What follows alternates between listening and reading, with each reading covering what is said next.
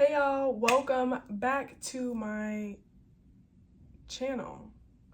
I don't know why I wanted to say welcome back to my video. Anyways, welcome back to my channel. Okay, we're gonna talk about standby and standby tips, but first I wanted to say that this video is sponsored by NK lip gloss. Just kidding, no it's not. I was just like putting this on before the video and I was just thinking like, one thing for sure, two things for certain, I am not ever going to spend more than $3 on lip gloss.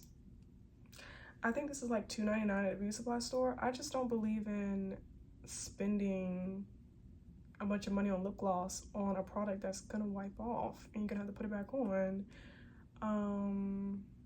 Yeah, like no shade, but I know, I think it's like Anastasia, Beverly Hills, they have like a lip gloss line, but it's like those are like $20, $25, $30. No ma'am, no, could not be me. Like, I'm not spending that much money on something that I can get at the beauty supply store. No, this video is not sponsored. I just wanted to say that. I gotta like practice, okay? Because we're getting up on the subscribers, honey. Yes, y'all been liking the content, I see. Great. Go ahead and hit the like button because I'm about to give y'all some good tips as usual, and we'll have a good little tea time, good kiki. This gonna be a short video because I got things to do. But anyways, okay, so let's get into it.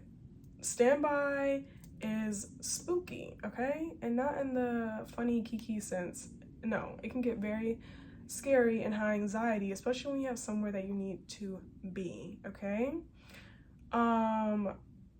Quick backstory. The other day I was trying to go to LAX to see my friends and I was supposed to go on a Tuesday. However, when I looked at the Tuesday flights, all of them were oversold. I mean, all the flights for the whole day was oversold by like -3, -11, -12. So I was like, okay, friend, I'm not gonna see you. Let's try for Wednesday. So Wednesday, I got a seat. Now, this is my rookie mistake, but not even a rookie mistake. I don't know where my head was at, but we're gonna get to why that was the wrong thing to do. Basically, I booked a flight for standby to leave at 12 my time, our Central Standard Time, to get there at around 3 in LA. So I was number 3 on the standby list, and there were like 11 seats available. So I was like, okay, cool. Actually, it was like 8 seats available. So I was like, okay, you know, all I need is one. That is like my go-to thing. I'm always like, all you need is one seat, girl. You can get it. So I typically do not check the standby list when I go in to the airport because that gives me anxiety, and then I start, you know, oh my gosh, should I even go? Should I waste my time because X, Y, and Z? But I was like, no, just go. Anything can happen. You know this. You've been through this plenty of times. Just show up. So I go to the airport, y'all, and you can see the standby list on the actual screen. Y'all, mind you, I was number 3. That was a Tuesday to book for Wednesday. When I looked at that screen, I was number 25.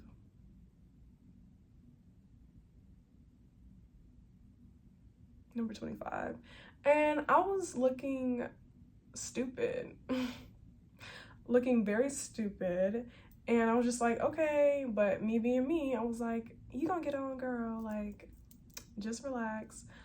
Long story short, no, I did not get on. Sometimes I take the wishful thinking to the extreme, and I was just like, okay, that you did a bit much with that one, because not only was I number 24 on the list, but the gate agent kept saying everyone line up. This is a full flight. This is a full flight. There are no seats left. This is a full flight. Like, he literally kept repeating that over and over again. Please have your boarding pass out. This is a full flight to LAX. Full flight. So I'm like, bruh, can you stop saying that? I'm literally number 25 on the list and I'm trying to get on. I don't need you to keep repeating this is a full flight. Didn't get on. So boom. Whenever you don't get on, you basically just go to the gate agent and you let them know that if you would like to be rolled over to the next available flight. I go up to the gate agent and I'm like, hey, can you roll me over to the next available flight, please? And she's like, yeah. And then I was like, do you think I'm gonna make it on the next flight? And then she was like, no. I was like, oh, okay, never mind then, just take me off. Yeah. And the only reason why she told me that is because she knew that I was like a flight attendant. I'm sure she would not tell a regular person, like, you're not gonna make it. Like, she gotta sound hopeful, but since I'm an employee, you don't have to sugarcoat nothing, girl. Don't have me sitting up here wasting my time. So yeah, she told me, no, you're not gonna make it on. And she was like, LAX is a very hard commute. Which I didn't know that because I don't go to LAX, number one, unless it's for like a trip and I'm scheduled to go there, but like I don't commute there or go there for fun. That was my first time. So I was like, oh, okay, good to know, thank you. So I went home looking stupid with my bags packed with the, swimsuit, all that, thinking I would be on the beach, and I didn't go nowhere. I say all this to say that we need to be strategic about our standby strategies, okay? So I'm just gonna give you guys a couple of tips that I normally do. So one of the things I will say is that you need to pick the most inconvenient time to fly, okay? Not convenient, inconvenient. So if there's a flight on Saturday that arrives at 12:30 to, let's say, I don't know, Vegas, you don't need to pick that flight because that's convenient to everyone else. That's a good time to like stroll into Vegas and then, put your bags down, get ready, go out. No, you need to pick inconvenient times. Inconvenient as in first flight of the day, last flight of the day, okay? Those are your best options. You want to pick weekdays, first flight, last flight. When I was based in Denver and I was commuting from Atlanta, I used to always take the 10 p.m. flight, which is the last flight to go to Denver. And when I tell you, I always got on that flight every single time. I even got first class a couple times because that was on a Friday night at 10 p.m. Nobody. When I tell you very few people are breaking their neck to go to Denver, number one, on a Friday night, and they live in Atlanta, no. So that's what I mean by inconvenient times. Times when, you may have wanted to go out with your friends, go out to the club, sit and watch TV, watch a little YouTube, watch me online. No, that's the time when you need to be at the airport trying to catch your flight. So yeah, first flight of the day, last flight of the day. Also, you want to check the weather. Even if you check the weather or not, sometimes it can be as simple as it's too much wind and that can cause a ground stop. A ground stop is when none of the planes at the airport can leave and no planes can come into the airport until the weather gets better. So, anything can happen. The weather could delay people, and then people who had a connecting flight, right? Or people who have missed another flight because of a ground stop are now going to be bumped to the flight that you're supposed to get on, and they are now confirmed revenue standby. So you may have been on the standby list, but now there is a confirmed revenue standby list, and those people get a seat before you. So there have been situations where that happens. Not all the time now, but sometimes. Aside from weather, there are other reasons why there are cancellations. One being because there is not enough staffing, okay? All the crew members are not on board. They don't have enough flight attendants. They don't have a pilot. Somebody called out and now they can't replace them in time, so they just cancel the whole flight. Or there are mechanical issues. That's another thing that can cause a plane to delay, and it delays so much so that now the crew members on board have timed out and they cannot work the flight. So anything can happen to where your standby flight that you intended on taking can cancel. Now, this does not happen all the time. I promise you it doesn't, but I'm just letting you know how it can happen. But your best bet is to do first flight, last flight of the day. Weekdays, okay, you need to stay away from Sunday unless it is a 6 a.m. flight, 5:30 a.m. flight. Stay away from Sunday, stay away from Saturday, midday, convenient times. When it is time for holidays and you are flying standby, you need to be very strategic. So of course, first flight, last flight. But let's use the example of Christmas time, okay? And you want to go to Barbados. You need to leave, if Christmas is on the 25th, you need to try to leave at least 3 days before that. Try to do standby 3 days before that or during the week. If, let's say Christmas is on a Saturday on the 25th, you want to leave either that Tuesday, Wednesday, that Monday, Tuesday, Wednesday, okay? That's going to be where standby list is going to be, the probability of it being open and you having a seat is going to be better than for you to go on Thursday, Friday, or Saturday, the day of Christmas. Those are not good times because that's when everybody and their mama is trying to fly in because they had to work the other days. So now they have time to book a flight and go. When it comes to returning from, i.e., let's say Barbados, when you return from Barbados, you want to return, if you left on that like Tuesday before Christmas, you need to go either that Wednesday, but then you also have to think about New Year's. So it would honestly be best to go after New Year's, or if you want to do the weekday first flight of the day trip to come back. But I would not recommend weekend, Friday afternoon, none of that, because you have to think about what would the general public do and what is convenient for them, and then do the opposite, okay? That is the best advice that I can give for you. Also, when you see the standby list and you see negative seats and you see, all these numbers on standby list, still go to the airport because anything can happen, okay?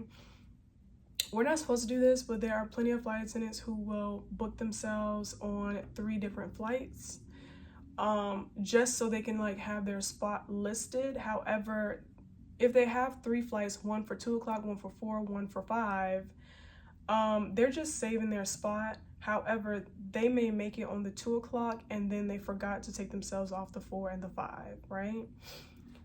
So meanwhile, you're at the 4 o'clock flight thinking that this person is ahead of you and they already left.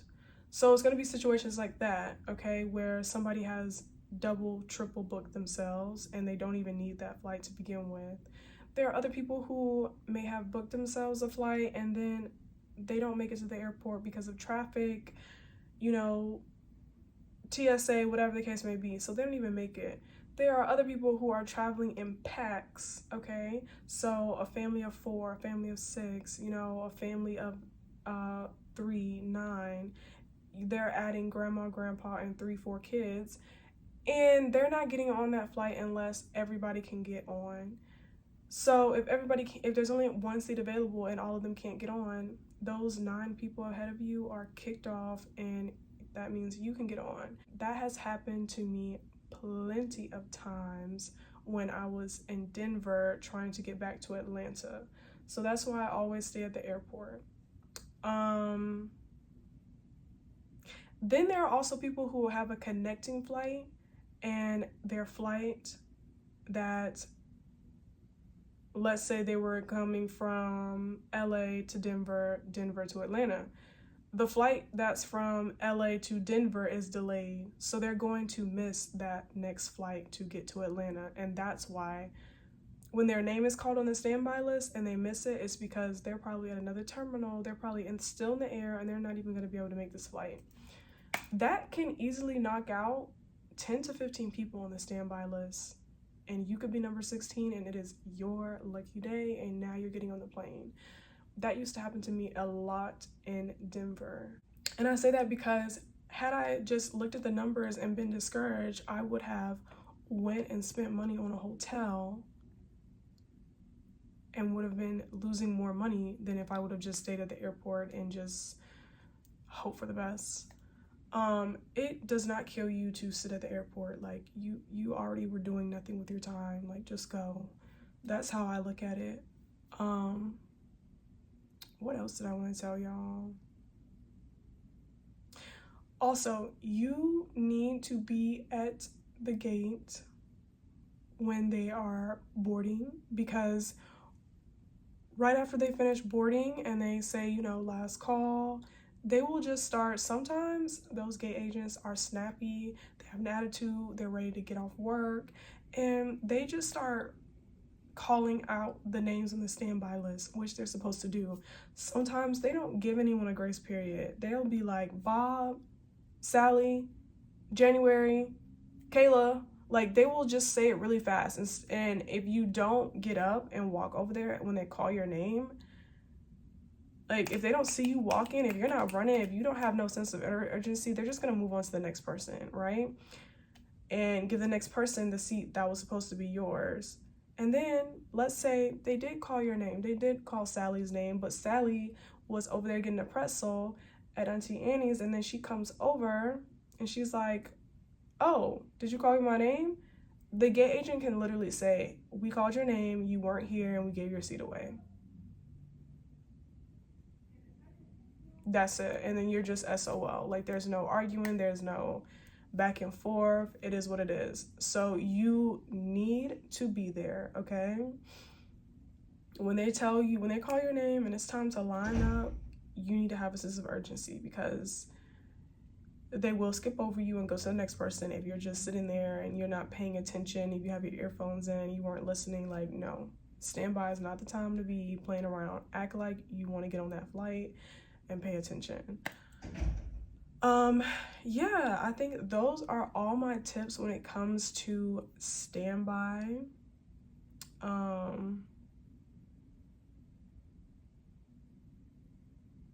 Oh, also one more thing when it comes to standby, if you really need to get somewhere, do not be opposed to looking at other routes than the primary route. So if I normally went from Atlanta to Denver, it was a straight flight. Let's say I just happened to, you know, all the flights for that straight flight was full. Then it's time for me to look into other ways to get to Denver, i.e. that might be flying into Chicago and then going to Chicago to Denver. It might be going from Phoenix, then Phoenix to Denver. It might be going from Atlanta to Colorado Springs, then Colorado Springs to Denver. So, you know, don't single out like, oh, I want to get there on one flight. You're already flying for free, so if you gotta catch 2 flights to get to where you need to go, then so be it. But don't close off all your options, okay? Definitely, you know, stick it out and see if there are other ways to get there before you actually go out and purchase a flight, okay? Those are all my tips. I hope you guys enjoyed them. Let me know in the comments if you guys have any extra tips that we can provide each other with. Also let me know in the comments if there's any topics that you want me to speak on. I can make a video about it. And I hope you guys like this video. Give it a thumbs up if you found it helpful. And I will see you guys in the next video.